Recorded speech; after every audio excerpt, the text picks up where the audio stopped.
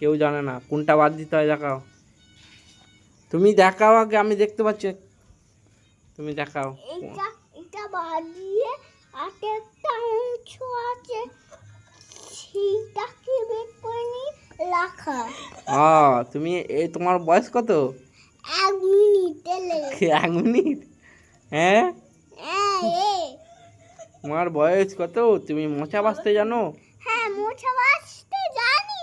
তাহলে আবার একটা বেঁচে দেখাও তো। ঠিক আছে, আচ্ছা, একটা মোচা নিল, দেখো মোচাটা কোনটা বাদ দিতে হয়?